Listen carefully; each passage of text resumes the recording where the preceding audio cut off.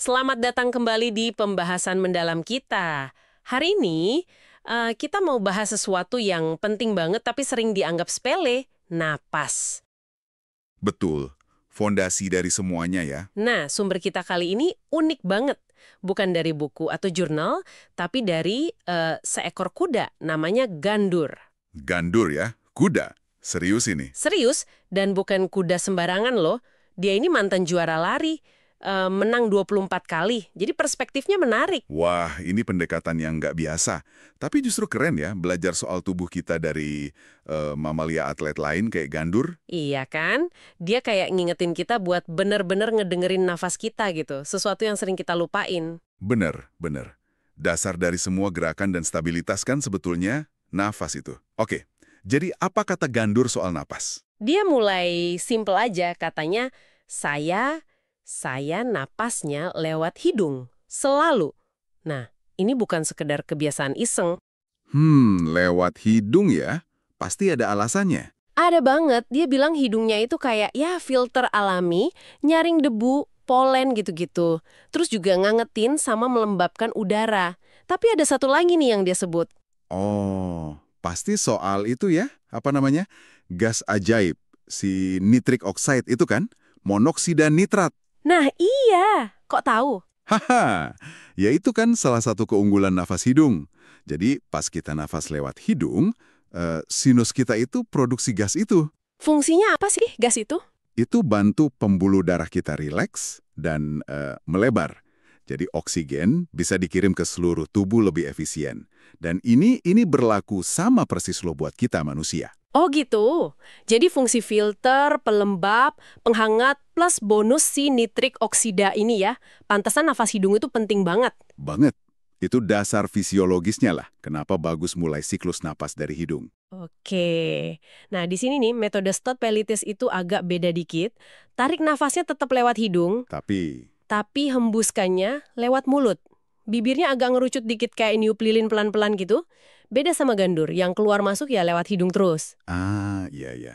Itu ada tujuannya banget sih dalam konteks latihan kesadaran sama penguatan core. Tujuannya apa tuh? Jadi, pas kita hembuskan nafas secara sadar dan terkontrol lewat mulut gitu, itu bantu kita secara sadar ngaktifin lapisan otot perut paling dalam, namanya abdominis transversus. Abdominis transversus ya, yang kayak korset itu bukan sih? Nah, betul. Bayangin aja kayak korset alami yang ngelingkerin pinggang. Hembusan nafas yang tadi itu juga secara refleks bantu aktifin dasar panggul, pelvic floor, dari bawah. Wah, jadi ada efek berantainya ya? Ya, dan ini penting banget buat ngatur yang namanya tekanan intraabdomen atau IAP. Jadi ini bukan cuma soal udaranya keluar masuk, tapi lebih kayak strategi buat membangunkan si korset alami kita itu. Keren banget penjelasannya. Dan ternyata si Gandur ini pun kayaknya paham juga soal dinamika inti tubuh ini ya. Dia bilang, saya juga punya diafragma, punya dasar panggul juga. Nah, itu dia. Itu menegaskan kalau mekanisme inti ini tuh bukan cuma punya manusia, gitu.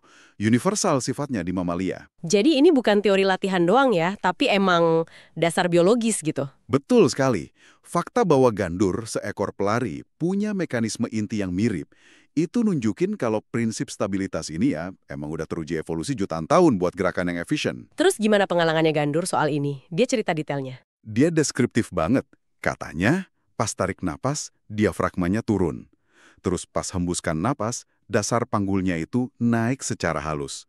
Kayak ada, dialog sunyi gitu di dalam tubuhnya. Dialog sunyi, suka saya istilahnya. Nah, kalau di kita pas latihan pilates tadi, gimana dialog itu terjadinya? Oke, coba kita bayangin ya. Pas Anda tarik napas dalam lewat hidung.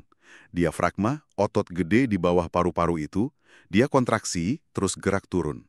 Oke, turun. Terus? Tulang rusuknya ngembang. Ke semua arah loh, depan, samping, belakang juga. Dinding perutnya, agak maju dikit secara alami, ngasih ruang. Terus dasar panggul di bawah, itu agak memanjang atau rileks dikit. Semuanya kayak membuka. Oke, paham. Lalu pas hembuskan nafas lewat mulut tadi. Nah, kebalikannya terjadi, tapi terkoordinasi. Dasar panggulnya refleks naik lembut ke atas, terus si abdominis transversus tadi aktif, kayak ngencengin korset di pinggang. Rasanya kayak menutup atau memadat gitu di area inti. Tapi bukan nahan napas kan ya? Atau ngunci perut? Bukan itu. Lebih ke menciptakan dukungan internal yang dinamis, bukan kaku. Ngerti. Nah, Gandur ini terus ngomongin soal ruang antara diafragma di atas sama dasar panggul di bawah. Dia bilang di situ tercipta tekanan intraabdomen, IAP. Gambaran dia bagus banget, bantalan udara hidup. Persis. Hidup karena tekanannya dinamis, ya, nggak kaku. Dan bantalan ini penting banget. Kalau IAP ini diatur benar lewat pola napas yang pas, Tekanannya nggak cuma ke depan aja gitu. nah itu dia. Seringnya kan orang mikir nekan perut ke depan ya. Justru yang bagus itu tekanannya nyebar rata. Ke samping, jadi pinggang kayak melebar dikit. Terus yang penting banget nih, ke belakang. Jadi kayak ngasih dukungan ke tulang belakang bawah dari dalam. Wah, apa tuh manfaatnya kalau tekanannya nyebar gitu? Gede banget manfaatnya. Ini bikin stabilitas internal kita kuat, tapi tetap fleksibel. Jadi bisa ngelindungin tulang belakang pas kita gerak atau angkat beban.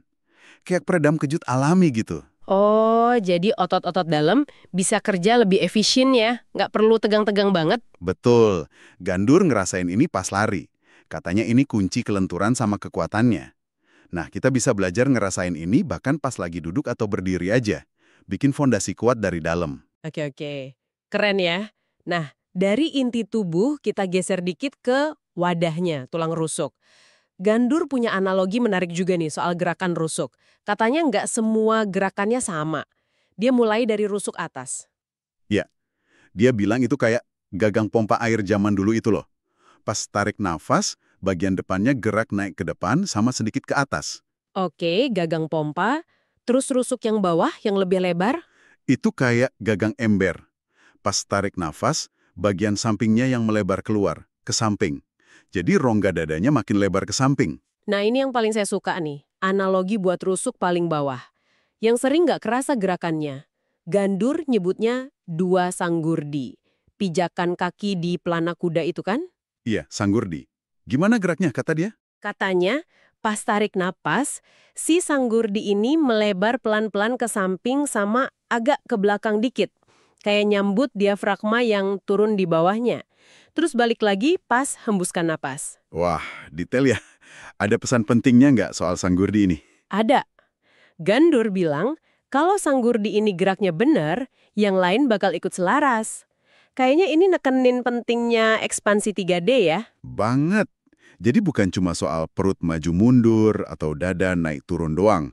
Napas yang efisien itu ya manfaatin semua potensi rongga dada. Jadi, si rusuk ini ngembang ke depan kayak gagang pompa, Betul, ke samping kayak gagang ember. dan ke belakang bawah kayak sanggurdi itu ya. Nah iya, ekspansi 3 dimensi ini yang bikin kerja diafragma maksimal dan nyambung langsung ke penguatan inti secara menyeluruh.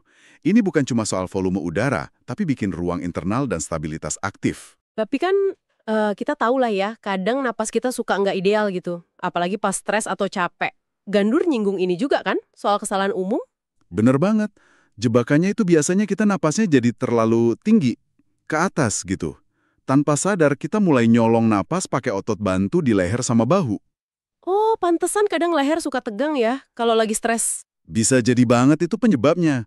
Otot kayak sternocleidomastoid di samping leher atau scalens, trapezius atas di bahu, itu kan sebenarnya otot aksesori, otot bantu aja. Gandur juga ngalamin gitu.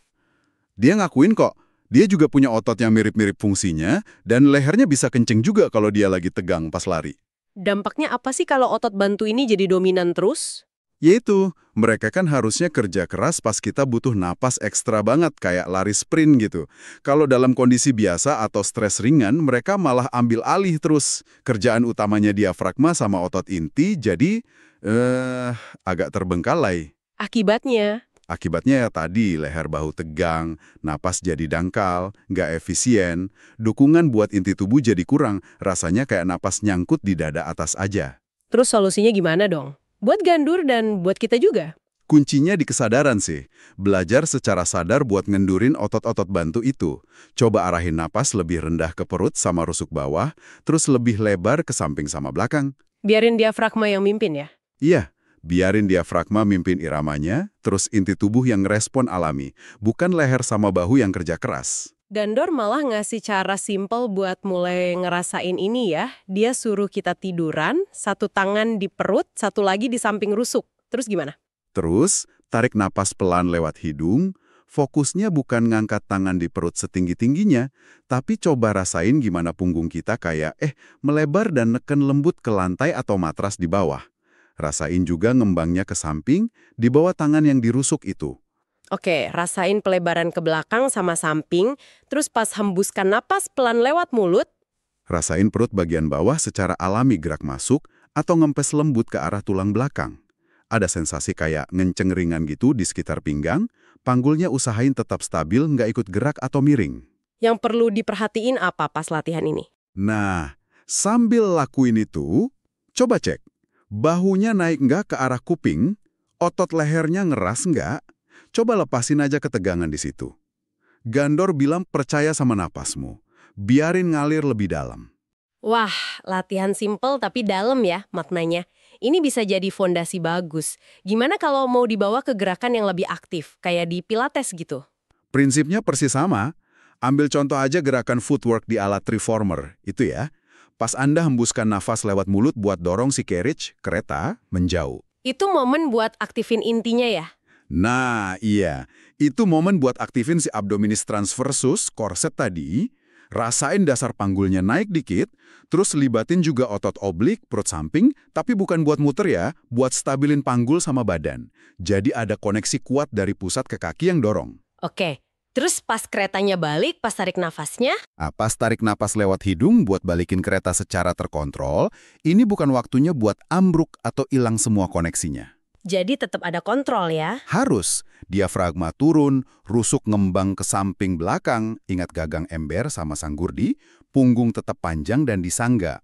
Jadi ada kontrol aktif pas dorong maupun pas balik. Semuanya dikoordinasiin sama napas. Napas yang mandu gerakan, bukan sebaliknya. Ngerti. Di akhir pelajarannya nih, Gandor bikin koneksi yang menurut saya kuat banget. Dia ngingetin kalau dia juga punya semua otot inti ini. Transversesnya kuat dari lari, obliknya lincah buat keseimbangan, dasar panggulnya reaktif. Kesadaran tubuhnya itu lahir dari pengalaman ya. Lari, usaha, istirahat. Betul. Dan ini nunjukin lagi soal universalitas tadi. Dia mungkin nggak latihan the 100 atau leg circles ya. Haha, iya jelas enggak. Tapi dinamika internalnya, nafas, stabilisasi inti, respons otot dalamnya itu sebenarnya sama persis dengan apa yang kita coba akses dan kita asah secara sadar lewat latihan kayak Histopeletes. Latihan ini bantu kita nemuin lagi dan ngasah mekanisme alami yang udah ada di badan kita yang mungkin agak tertidur gitu karena gaya hidup sekarang. Jadi intisari dari pelajaran Gandor ini kalau saya simpulkan bukan soal kita maksain diri napas lebih banyak, tapi gimana caranya napas lebih baik ya. Kualitasnya lebih sadar, lebih presisi, pakai kearifan hewani yang kita gali lagi. Tepat sekali. Pola kuncinya itu ya kesadaran di siklusnya. Tarik napas lewat hidung, rasain ngembang 3D, hembuskan napas lewat mulut kalau lagi latihan, rasain inti aktif dari dalam, stabilin dari pusat, rileksin otot bantu yang nggak perlu, leher, bahu, biarin tekanan IAP nyebar rata, rasain rusuk ngebuka nutup dengan bebas. Wah, ini benar-benar ngubah cara pandang soal sesuatu yang kita lakuin ribuan kali sehari tanpa mikir ya. Luar biasa banget belajar dari Gandor. Makasih banyak udah nemenin eksplorasi unik ini. Sama-sama, senang bisa berbagi. Nah, sebagai penutup nih, Gandor kan sempat nyebut kalau pelajaran berikutnya soal penempatan panggul ya. Oh iya benar. Mungkin ini bisa jadi pemikiran buat Anda bawa pulang nih. Coba deh sekarang. Pas Anda masih duduk atau mungkin berdiri abis dengerin ini, perhatiin deh. Bisa nggak Anda secara sadar hubungin pola napas Anda sekarang ini sama sensasi di area panggul? Gimana caranya tuh? Coba aja tarik napas dalam lewat hidung, terus hembuskan pelan-pelan lewat mulut. Sambil gitu, rasain. Ada nggak perubahan halus di stabilitas panggul Anda? Atau rasa lebih membumi? Atau mungkin ada sedikit penyesuaian posisi di panggul, hanya karena Anda ubah fokus ke napas, dan biarin inti tubuh ngerespon. Oh, jadi cuma dengan fokus ke nafas aja bisa ada efek ke panggul ya? Bisa jadi. Penyesuaian kecil apa yang mungkin muncul? Ini eksplorasi lanjutan yang bisa Anda mulai rasain sendiri. Sekarang juga, coba aja.